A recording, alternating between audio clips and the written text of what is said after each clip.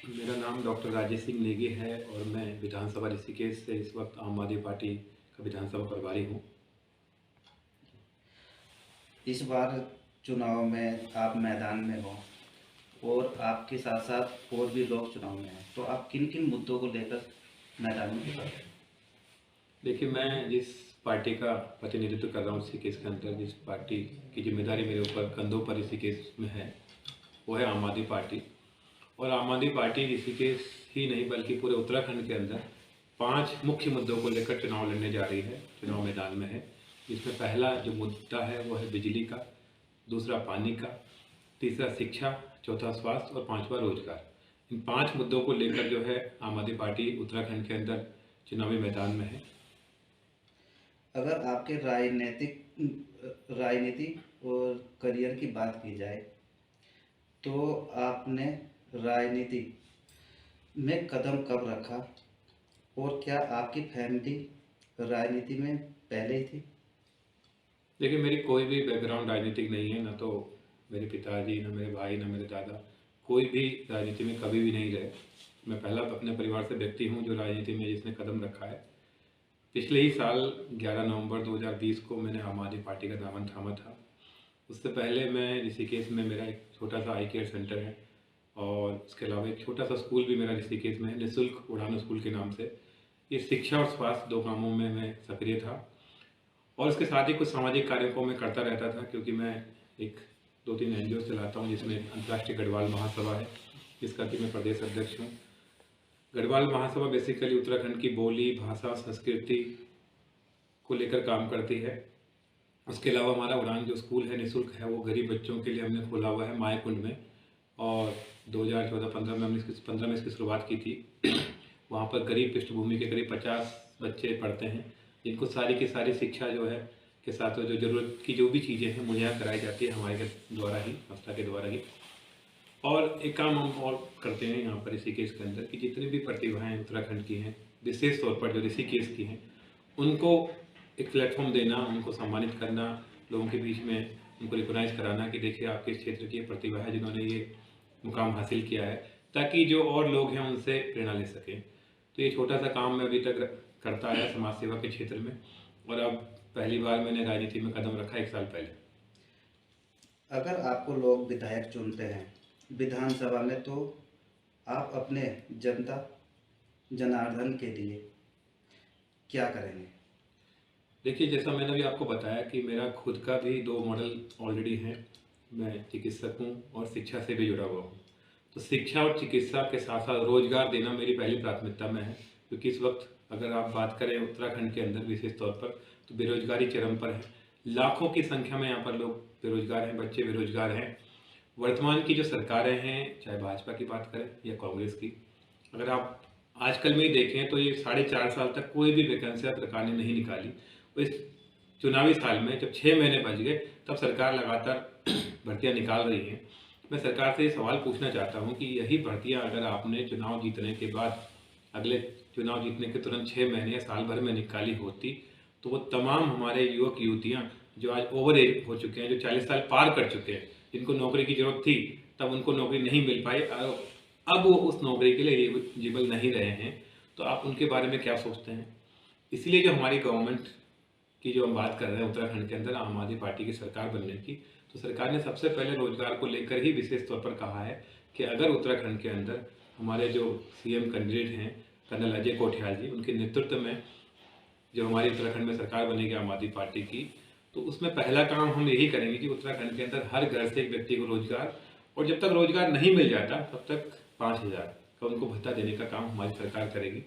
उसके अलावा हमने एक चीज़ और कही है कि उत्तराखंड के अंदर अगर आप देखें, चाहे आप सिडकुल को लगा लीजिए, पिटकुल लगा लीजिए, सेलाकुई चले जाइए, आप ऋषिकेश एम्स की बात करें, स्थानीय लोगों को यहाँ पर रोजगार नहीं मिल पाता, तो उनको उत्तराखंड के लोगों को 80% आरक्षण यहाँ नौकरियों में दिया जाएगा, ये भी हम लोगों ने कहा है। उसके अलावा जो मूलभूत सुविधाएं हैं, चाहे वो बिजली को लेकर हो, चाहे वो पानी को लेकर हो, बिजली को लेकर आम जनता के लिए भी है, और विशेष तौर पर किसानों के लिए भी हमारी ओर से 300 यूनिट बिजली मुफ्त की घोषणा की गई है। क्योंकि किसानों को अब, क्योंकि पेट्रोल और डीजल महंगा है, तो कहीं ना कहीं वो बिजली के ऊपर निर्भर रहते हैं, तो उनके लिए भी, किसानों के लिए पुराने बिल माफ़ करने की बात हो, चाहे 300 यूनिट बिजली की बात हो, ये तमाम योजनाएं लेकर हम जनता के बीच आ रहे हैं। इसके अलावा एक योजना जो केजरीवाल जी जो हमारे मुखिया हैं पार्टी के, उनकी तीसरी योजना जो है बुजुर्ग लोगों के लिए विशेष तौर पर, क्योंकि जब कोई भी व्यक्ति बुजुर्ग हो जाता है तो वो चाहता है कि मैं कहीं ना कहीं तीर्थ यात्रा के लिए जाऊँ। तो दिल्ली के अंदर अभी तक हमारी जो आम आदमी पार्टी की सरकार है 35,000 से ज़्यादा लोगों को तीर्थ यात्रा करा चुकी है। उसी के तर्क पर उत्तराखंड के भी अंदर हमने बोला है कि अगर आप आम आदमी पार्टी की सरकार बनाएंगे तो हम लोग यहाँ से तमाम जो हमारे बुजुर्ग लोग हैं उनको तीर्थ यात्रा कराएंगे, बिल्कुल मुफ्त तीर्थ यात्रा कराएंगे, जिसमें अयोध्या जी की यात्रा हमने रखी है। उसके अलावा भी 4 धाम की यात्रा भी उसमें भी ऐड कर दी जा रही है, ताकि जो भी यात्रा वो करना चाहता है, बुजुर्ग किसी भी क्षेत्र में जाना चाहता है यात्रा करते हुए, तो उसको वो मुफ्त मुहैया कराई जाएगी।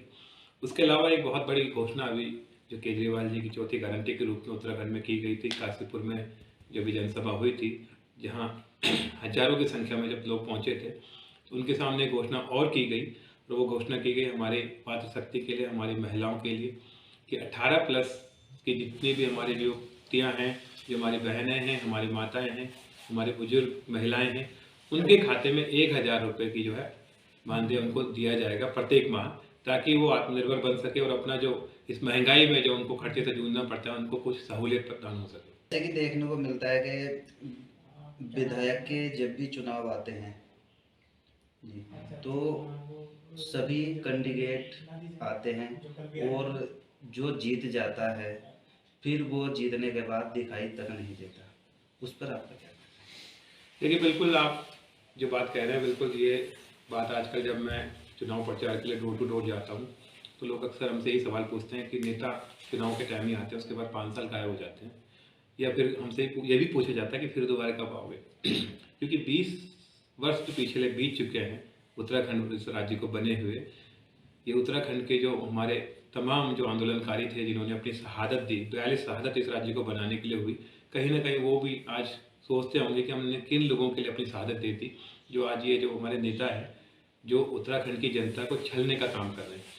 जनता को ही नहीं, अपने कार्यकर्ताओं को भी आज छलने का काम कर रहे हैं। तो इस बारे में मैं यही कहना चाहूँगा कि मेरा साफ तौर से कहना है अपनी विधानसभा में, ऋषिकेश के लिए विशेष तौर पर, कि अगर आप लोगों के माध्यम से मुझे विधानसभा में जाने का अवसर मिलता है तो अब के बाद जब उत्तराखंड के अंदर आम आदमी पार्टी की सरकार होगी और आम आदमी पार्टी का विधायक होगा, तो आपको कभी भी जो है हमारे पास काम के लिए नहीं आना पड़ेगा। बाकायदा हम ही आपके पास हर महीने में 2 बार, और उसके अलावा हर एक क्षेत्र में हमारे प्रतिनिधि होंगे जो आपका काम हैंड टू हैंड वहीं पर आपके ही क्षेत्र में कर देंगे।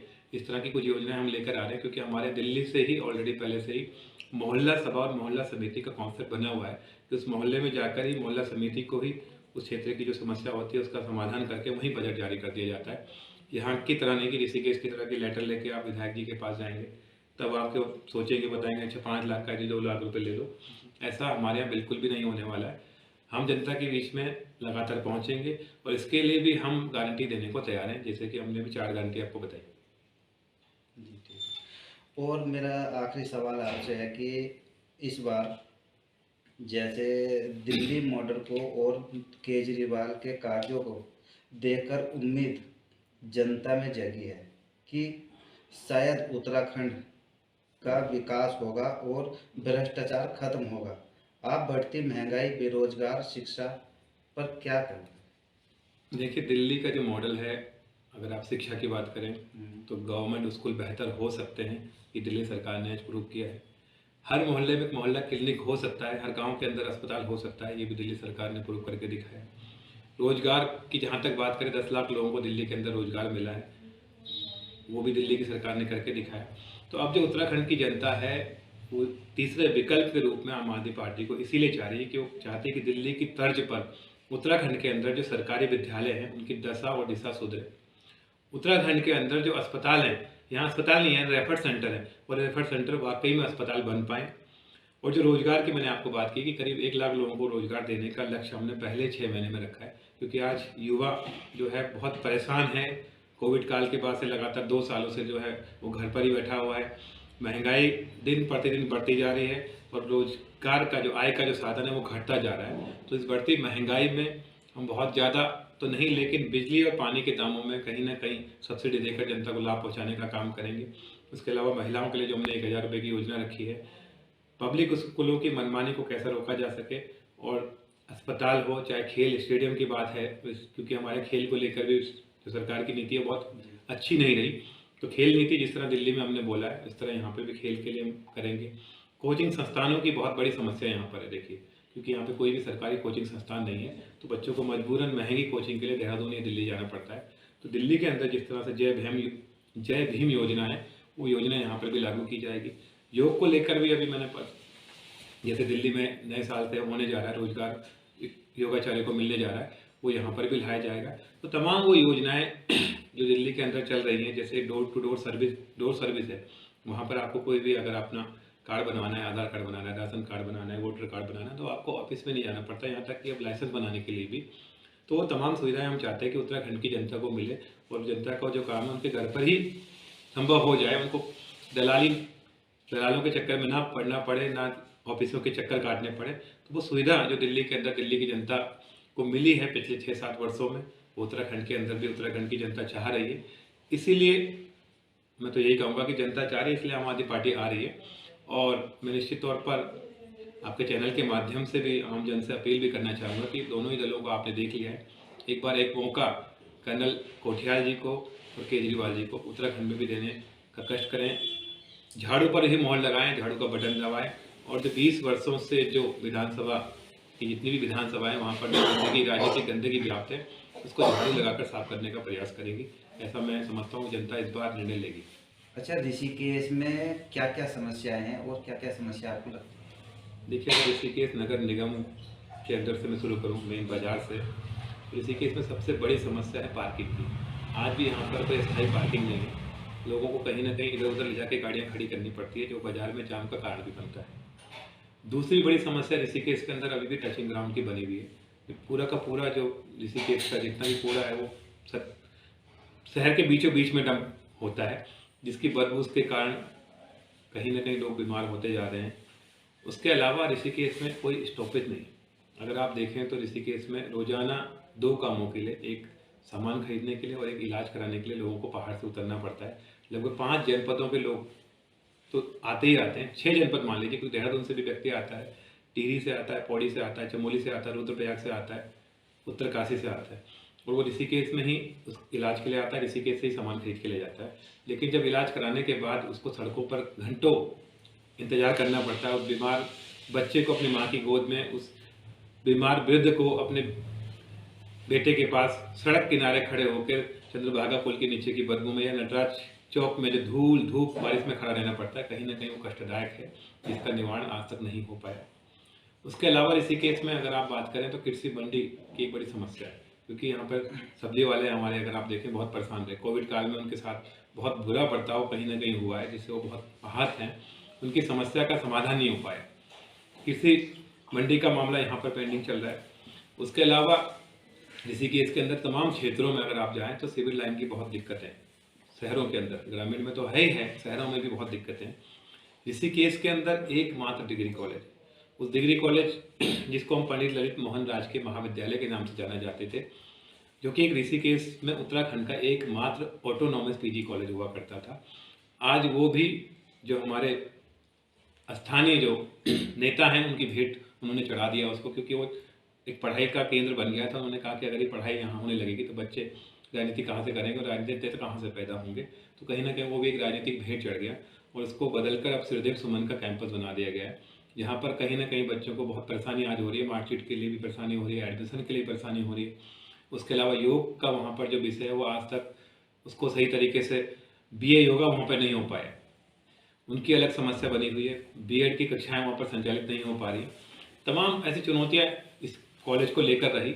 होना क्या चाहिए था कि एक नया डिग्री कॉलेज ऋषिकेश के अंदर ग्रामीण क्षेत्र में होना चाहिए था, जो आज तक नहीं हो पाया। जिसमें पूर्व में कई मुख्यमंत्रियों द्वारा घोषणा की गई कि महिला डिग्री कॉलेज बनाएंगे, कभी डिग्री कॉलेज बनाएंगे, पर वो डिग्री कॉलेज कहीं ना कहीं खो गया और वो उनके मैनिफेस्टो तक ही सीमित रह गया, चाहे भाजपा की बात करें चाहे कांग्रेस की। अगर आप ऋषिकेश में खेल स्टेडियम की बात करें तो कहीं पर भी खेल स्टेडियम नहीं। आज मैं राजनीतिक दल से जुड़ा हूँ, मुझे तमाम जनपदों में रैली में जाने का मौका मिलता है, कार्यक्रमों में जाने का अवसर मिलता है। तो जब मैं वहाँ जाता हूँ तो बोलते कार्यक्रम कहाँ है, तो बोलते हैं कि रामलीला मैदान में, पौड़ी के रामलीला मैदान में, टिहरी के, काशीपुर के, हल्द्वानी के। लेकिन ऋषिकेश में ऐसा कोई मैदान ही नहीं है, कोई स्टेडियम नहीं है जहाँ पे कि लोग इकट्ठा किए जा सके, जहाँ जनता इकट्ठा हो सके, जहाँ पे बच्चों को खेलने के लिए एक प्लेटफॉर्म मिल सके। आज भी यहाँ का बच्चा टिहरी जाता है खेलने के लिए, क्योंकि खेल स्टेडियम होने की रेती में बना हुआ है, या फिर आपका डोईवाला विधानसभा के अंदर लाल तप्पड़ में बना हुआ है। ऋषिकेश में 21 वर्षों में खेल को लेकर पूरी उदासीनता रही है। इस मामले में भी हम पूरी तरह से फेल साबित हुए। अब अगर मैं बात करूं, जैसे मैंने आपको पहले बोला, कोचिंग संस्थानों की, देखिए हर गरीब माँ बाप का बच्चा चाहता है कि वो अच्छी शिक्षा ग्रहण करे, लेकिन कहीं ना कहीं क्योंकि आज की जो पढ़ाई है इतनी एडवांस हो गई है, उसमें कोचिंग की आवश्यकता पड़ती है। हमारे पास कोई भी ऐसा कोचिंग संस्थान नहीं है जहाँ पर बच्चे निःशुल्क तौर पर कोचिंग ले सके या एक अच्छा कोर्स वो कर सके, क्योंकि पढ़ाई बहुत महंगी है, चाहे इंजीनियरिंग की हो, चाहे डॉक्टरी की हो, चाहे वकालत की हो, कोई भी पढ़ाई आज आसान नहीं रहेगी। उसके अलावा अगर आप ग्रामीण क्षेत्रों में आप चले जाएं, ग्रामीण क्षेत्रों में एक भी अस्पताल ऐसा नहीं है जहां पर कि लोग अपना अच्छे से इलाज करा पाएँ। मजबूरन लोगों को ऋषिकेश के सरकारी हॉस्पिटल में रेफर होने के लिए आना पड़ता है। वहाँ से वो या तो जोलीग्रांट या फिर एम्स के लिए रेफर हो जाते हैं। एम्स में आप मरीज को ले जाइए, आप उसे बेड नहीं दिला सकते, एक बड़ी समस्या एम्स के अंदर बनी हुई है। स्थानीय लोगों को वहाँ पर बेड नहीं मिलता। उसके अलावा एक बड़ी परेशानी और भी है एम्स के अंदर कि वहाँ पर, क्योंकि उत्तर प्रदेश के भी कई क्षेत्रों से लोग आते हैं और पहाड़ के तो सभी जनपदों से लोग, पूरा गढ़वाल कुमाऊं वहाँ पे इलाज कराने आता है। तो वो जो व्यक्ति, वो जो बच्चा या वो बीमार व्यक्ति जिसका लंबा इलाज चलना होता है, उसके जो अटेंडेंट होते हैं, उसके जो परिवार के लोग होते हैं, उनको वहाँ पर रुकने की बड़ी समस्या है, क्योंकि कोई भी होम शेल्टर हमारे पास नहीं है। उनको मजबूरन अपने रिश्तेदारों के यहाँ, ये धर्मशाला वाले भी उनको 3 दिन से ज़्यादा नहीं रुकते, तो उनमें बहुत मजबूरी, बस वो इधर उधर भटकते रहते हैं। उनकी भी सुध लेने वाला आज तक कोई यहाँ पर नहीं है। ग्रामीण क्षेत्रों की अगर आप बात करें, रायवला के अंदर एक मात्र प्राथमिक स्वास्थ्य केंद्र है, जिसके बारे में लोगों को जानकारी तब लगी जब कोविड की वैक्सीन लगने का टाइम आया, तो लोगों को पता लगा कि हमारे बगल में रायवला में कोई अस्पताल है जहाँ पर प्राथमिक स्वास्थ्य केंद्र में एमबीबीएस डॉक्टर बैठते हैं, जिसको एम्स ने भी अडोप्ट किया हुआ है। रायवला में प्राथमिक स्वास्थ्य होने के बावजूद, वहाँ पर एक एमबीबीएस डॉक्टर होने के बावजूद भी हमें मेडिकल बनाने के लिए हरिपुर, रायवला, श्यामपुर क्षेत्र के लोगों को ऋषिकेश आना पड़ता है। यहाँ तक कि पुलिस वाले भी मेडिकल करने हमें ऋषिकेश भेज देते हैं, जबकि रायवला में मेडिकल की सुविधा उपलब्ध है और होनी भी चाहिए, क्योंकि वहाँ पर एमबीबीएस डॉक्टर अवेलेबल है। वही बात अगर आप ग्रामीण क्षेत्रों में इंटर कॉलेजों की करें, तो जितने भी हरिपुर से लेके आप जितने भी यहाँ पर इंटर कॉलेज हैं, वहाँ पर शिक्षकों का भारी अभाव है, वहाँ पर विषय तक अवेलेबल नहीं है। कई ऐसे विद्यालय हैं हरिपुर इंटर कॉलेज में, हिंदी सब्जेक्ट नहीं पढ़ाया जा रहा है, क्योंकि वो विषय लुप्त हो रखा है। साइंस की कमी है, कहीं पर कॉमर्स की कमी है, तो बच्चों को मजबूरन पब्लिक स्कूलों की तरफ या फिर यहाँ से हरिद्वार, देहरादून जाने को भी बस होना पड़ता है। तो सरकारी स्कूल की बात करें, चाहे सरकारी अस्पताल की बात करें, इन तमाम मुद्दों पर स्थानीय जो सरकारें अभी तक फेल साबित हुई हैं। अब मैं बात करता हूँ कृषि की, क्योंकि कृषि एक बहुत बड़ा, हम कृषि से जुड़े रहे हुए लोग हैं। आप खुद छिंदरवाला से, मैं हरिपुर कला का व्यक्ति हूँ, और हमारी आजीविका का जो पहला साधन है वो कृषि ही है, क्योंकि हम ग्रामीण क्षेत्र में रहते हैं।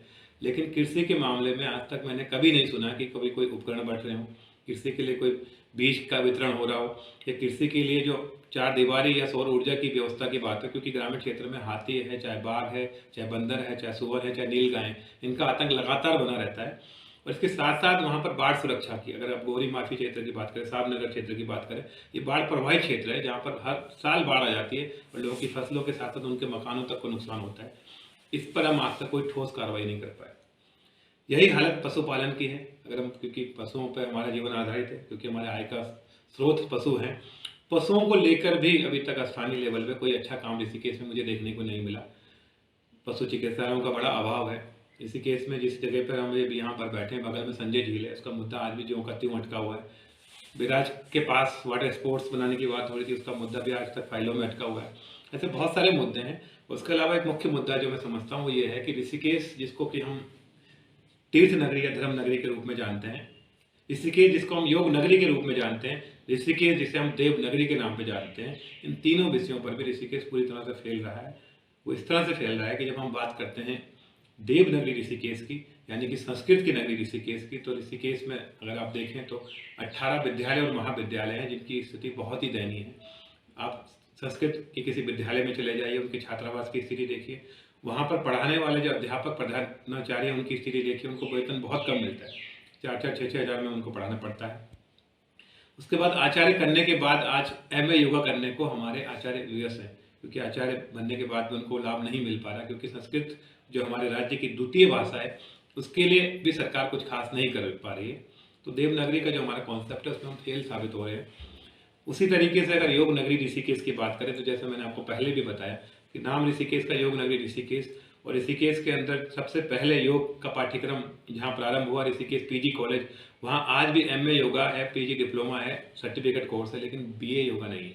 ये बहुत दुर्भाग्यपूर्ण है। उसके अलावा योग फेस्टिवल हमेशा मुनि की रहती है, यानी टिहरी में, और परमान निकेतन यानी कि पौड़ी में होता है। जितने भी योग साधक हैं जो योग सीखने आते हैं ऋषिकेश के नाम पर, क्योंकि योग नगरी अंतर्राष्ट्रीय योग नगरी ऋषिकेश का नाम है, वो तपोवन, रामझूला, लक्ष्मणझूला में जाते हैं, ना कि ऋषिकेश आते हैं। वो सर्टिफिकेट ऋषिकेश के नाम से ले जाते हैं, लेकिन सीखने के लिए अन्य जनपदों में जाते हैं। तो योग नगरी के नाम पर हम कहीं ना कहीं फेल साबित होते हैं। और अब मैं बात करता हूँ तीर्थ नगरी यानी कि धर्म नगरी ऋषिकेश की। यहाँ पर रोजाना हजारों की संख्या में लोग ऋषिकेश के नाम पर आते हैं, त्रिवेणी घाट के नाम पर आते हैं, यहाँ के मंदिर मठ के नाम पर आते हैं, लेकिन वो ऋषिकेश में प्रवास नहीं करते। वो सीधे सीधे यहाँ से तपोवन, कोड़ियाला, ब्यासी, शिवपुरी या घट्टुकाट, तत्तापानी चले जाते हैं, क्योंकि उनको एडवेंचर चाहिए। उनको rafting, camping, jumping, bungee trekking करनी होती है, जो यहाँ पर ऋषिकेश में अवेलेबल नहीं है। उसके लिए आपको टिहरी या पौड़ी जाना पड़ता है, लेकिन बोलते क्या है कि हम ऋषिकेश जा रहे हैं। तो वो जो धर्म नगरी के नाम पे जो भी हमारे पास जितने भी यहाँ पर लोग आते हैं, पर्यटक आते हैं, वो ऋषिकेश में नहीं रुक पाए, क्योंकि पर्यटन को लेकर हम आज भी कोई अच्छी नीति नहीं बना पाए। वही स्थिति में बात करूँगा अब रोजगार की, यानी उद्योग की। आज से जब मैं बहुत छोटा हुआ करता था, आप भी बहुत छोटे रहे होंगे, तो ऋषिकेश का एक नाम था इंडस्ट्रियल एरिया, क्योंकि यहाँ पर आईडी बल्ब जैसी बहुत बड़ी फैक्ट्री थी, यहाँ पर ग्लास फैक्ट्री थी, यहाँ पर ढालवाला में तमाम फैक्ट्रियाँ थी। तो ऋषिकेश को एक इंडस्ट्रियल एरिया के रूप में जाना जाता था।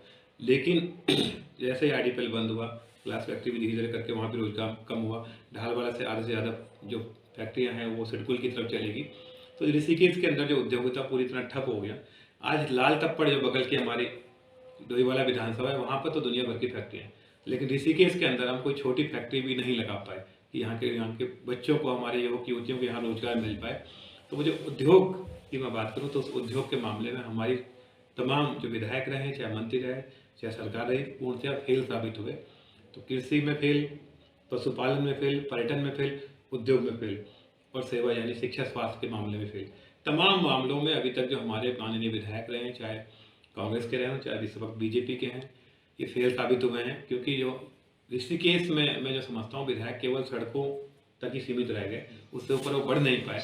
एक भी नया प्राइमरी स्कूल नहीं बना पाए, अस्पताल ठीक नहीं करा पाए, डिग्री कॉलेज का कुछ काम नहीं करा पाए। यहाँ तक कि अगर हम टेक्निकल फील्ड में जाएँ तो यहाँ पे कोई ITI का कॉलेज नहीं है, एकमात्र पॉलिटेक्निक कॉलेज है जिसके अंदर एक ही ट्रेड है, जिसमें लिमिटेड बच्चे पढ़ते हैं। यहाँ पे कोई नर्सिंग का कॉलेज नहीं है, यहाँ पे कोई आयुर्वेद का कॉलेज नहीं है, यहाँ पे कोई मेडिकल कॉलेज वाली फैसिलिटी भी नहीं। इन सब मुद्दों पे जो है अभी तक जो वर्तमान के हमारे माननीय हैं वो फेल साबित हुए हैं। और इसलिए जो जनता है कहीं ना कहीं अब एक बदलाव की ओर देख रही है और चाह रही है कि आम आदमी पार्टी का जो दिल्ली का मॉडल है शिक्षा, स्वास्थ्य का, विशेष तौर पर रोजगार का, वो उत्तराखंड में आए और लोगों को यहाँ लाभ मिले। ये यहाँ की तमाम समस्याएं हैं और जिन पर हम काम करेंगे। अगर जनता का आशीर्वाद हमें मिलता है, निश्चित तौर पर 2022 में आपको विकास देखने को मिलेगा। जी, जैसे कि हरिद्वार से देहरादून जाओ या आप ऋषिकेश आते हैं, इतने वनी मेन रोड पे जो आसपास में वन है, वहाँ पर एक भी शौचालय वगैरह नहीं है। उस पे आपका क्या विचार है? देखिए, इस मुद्दे को मैंने काफ़ी पहले उठाया था और हरिपुर से, वाकई में अगर हरिपुर से आप ऋषिकेश की तरफ आते हैं तो जो नगर निगम क्षेत्र है वहाँ पर तो अब कुछ स्तर पर बने नगर निगम क्षेत्र में, लेकिन जो ग्रामीण का क्षेत्र है वहाँ पर दुकानदार हम के पास जब मैं कभी जाता हूँ तो ये बोलते हैं कि यार लोग सामान खरीदने तो नहीं आते लेकिन टॉयलेट करने जरूर आते हैं, क्योंकि इस रोड पे कोई हाईवे पे टॉयलेट नहीं है। और जो कुंभ में लगते हैं भी तो वो कुंभ के साथ ही वापस चले जाते हैं। तो ये बहुत विकट समस्या है। और कहीं ना कहीं देखिए, ग्रामीण क्षेत्र में भी जो बच्चे स्कूल जाते हैं, हमारे खासतौर पर हमारी बेटियाँ, उनको दिक्कत, कभी किसी का पेट भी खराब हो सकता है बच्चे का, स्कूल से घर जा रहा है, उसको दिक्कत है। तो कहीं ना कहीं स्कूल से लेके घरों के बीच में ग्रामीण क्षेत्रों में भी, क्योंकि जब इतनी बड़ी प्रधानमंत्री जी के द्वारा कई घोषणाएं भी हुई हैं, उन पर काम भी हुआ, मैं ये नहीं कहूँगा कि काम नहीं हुआ है, लेकिन वो काम आज किस स्तर पर चला गया उसकी ओर ध्यान देने की आवश्यकता है। क्योंकि ग्रामीण क्षेत्रों में भी बहुत आवश्यकता है शौचालय की, कुछ सार्वजनिक शौचालय ग्रामीण क्षेत्रों में हो, क्योंकि आने जाने वाले को आजकल हम ही लोग हैं, हम कन्वेंशन में घूमते हैं तो हमें मजबूरन किसी के घर में जाना पड़ता है। अगर रास्ते पे कहीं सार्वजनिक शौचालय तो हम भी वहाँ पर रुक सकते हैं। और जो पर्यटक इतने सारे आते हैं, क्योंकि वो कहीं ना कहीं मैं देखता हूँ कि रावला जंगल में आधे से ज़्यादा गाड़ियाँ रुकी होती है और वो जंगल के अंदर शौचालय के लिए जा रहे होते हैं। ये भी कहीं ना कहीं एक सोचनीय विषय है जिस पर वर्तमान सरकार को संज्ञान लेना चाहिए था, लेकिन उन्होंने नहीं लिया। हम लोग इस पर काम करेंगे क्योंकि हमारा शुरू से मुद्दा भी रहा है। क्योंकि अगर आप सड़कों पर चले तो आप देखोगे कि पशु बहुत ज़्यादा सड़कों पर रहते हैं, आवारा पशु जो दुर्घटना का कारण बनते हैं। गाय बैठी रहती है, बैल बैठे रहते हैं, कुत्ते बैठे रहते हैं, जंगली जानवर कई बार रात को आप देखते हैं गाड़ियों से भिड़ जाते हैं। और अधिकतर दुर्घटनाएं जब भी मैं सुनता हूँ किसी से कि भाई आपका एक्सीडेंट कैसे हो, तो बोलता है जी गाड़ी के आगे कुत्ता आ गया, जानवर आ गया। तो इन पर भी निराश्रित जो पशु हैं उन पर भी ध्यान देने की आवश्यकता है, केवल उन पर बातें ना करें, उन पर काम भी करे सरकारें। ऐसा हमारा एजेंडा है।